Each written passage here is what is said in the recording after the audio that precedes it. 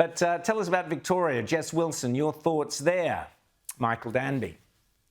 I know Jess. I actually heard her speak at the Kew Synagogue when I was the main speaker some months ago. She's very inexperienced. She's very smart, but as with Kelly Sloan, I just hope that she doesn't sort of invent policies that are opposite of her own federal party. Imagine them going through this cathartic fight, and a few days afterwards, the new New South Wales Liberal leader has an opposite policy. I mean, I don't care what the policy is.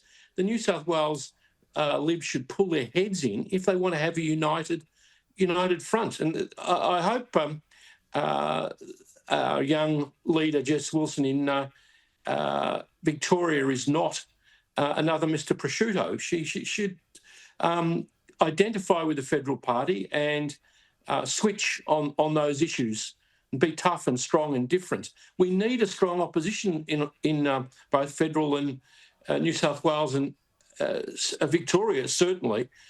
This is a terrible socialist left government. I'm ashamed of them. And I just want to ask you, Michael, while we're on Victoria, do you think Jess Wilson will be successful? Is she able to defeat Jacinta Allen? And what sort of a role will treaty and all the Aboriginal activism policies play in that?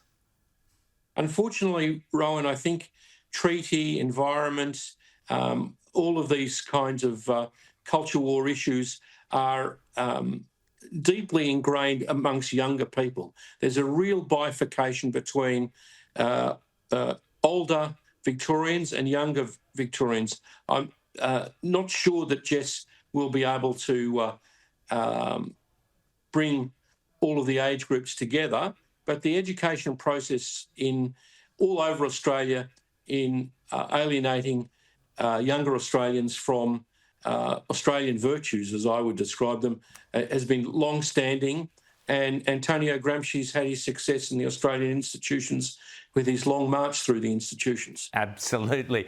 Holly, Chris Bowen is off to be the grand poobah of climate, global COP31.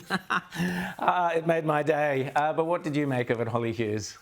Look, as someone who's in the middle of still unpacking from moving, I would actually go and help Chris Bowen pack if this means we get to send him overseas permanently. I mean, we cannot have one of the most critical issues in this nation, energy, whether its supply, its reliability and its affordability is absolutely front of mind issues. And this guy now thinks being the energy minister of this country is a part-time gig. If Albanese thinks that's acceptable, well then he's just, I mean, we know how inept he is. I mean, he's just a flog. But the fact that this minister of one of the most important portfolios, it underpins almost every other part of our economy, and he thinks it's a part-time job, he should just pack his bags and move overseas permanently. And you know what? That could be the silver lining here, that we actually get rid of Chris Bowen. Well, perhaps he could rework his slogan from 2019. He could tell the rest of the world, well, if you don't believe in climate change, don't vote for net zero. And it might work. That's it. Thank you so much for both of you, Holly Hughes and Michael Danby.